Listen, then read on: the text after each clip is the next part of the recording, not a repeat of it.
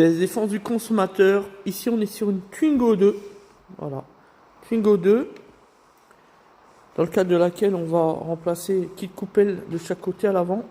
L'étrier avant droit. Avec un problème de grippage au niveau du système de freinage ici. On dépose évidemment la grille plastique. On commence par le dégrippant à froid et on fait un premier desserrage. Ça se passe très bien. Ici, la partie la plus exposée à la rouille, et on peut le constater, là encore ça se passe très bien. On dépose également les bras d'essuie-glace, etc. Ce qui est logique. En effet, sur le neuf, il n'y a plus de jeu. Hop, voilà la petite dame, la petite demoiselle qui vient de récupérer son véhicule. Cet après-midi, c'est un après-midi dépollution, de traitement à l'hydrogène, actif d'hydrogène avec le décalage moteur. Pour moins de 70 €, le leader, la crème de la crème. Certification Emitec Group.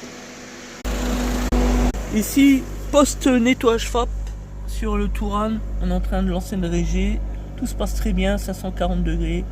Voilà. On a le taux de suite qui descend. L'objectif, c'est la règle des 5 grammes. Il faut passer en dessous de 5 grammes. Franchement, je suis pas inquiet du tout. Tout va bien, c'est une 105.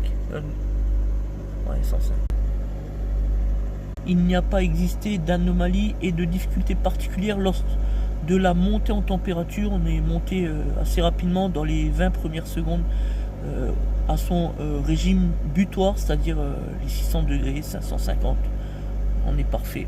Voilà, ici on a donc le témoin du filtre à particules qui n'est pas accompagné du voyant stratégie ni du voyant moteur. Donc ça, c'était un premier indicateur. À la suite, on avait 22 grammes de suie, une pression différentielle pas très élevée, mais un petit poil à la règle des 3000 au-dessus des 80, enfin de la valeur restrictive.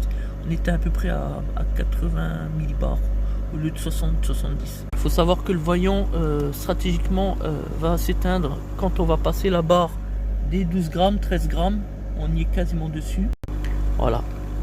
Évidemment, en phase de régénération, il restera allumé, mais pour que les gens puissent le savoir, lorsqu'on roule avec le véhicule, lorsque le calculateur au roulage réalise une régée, lorsqu'on passe en dessous les 13 grammes, le voyant disparaît tout à coup, c'est comme ça, c'est la règle. Alors attention, tout à l'heure on a un client qui est venu nous voir pour un problème de FAP. Un prestataire lui aurait fait une régénération et c'est parti en échec, c'est pour ça qu'il est venu nous voir. Alors je l'ai déjà dit, mais je me permets de le rappeler, on ne fait pas une régénération forcée à toutes les sauces comme ça parce que c'est la mode.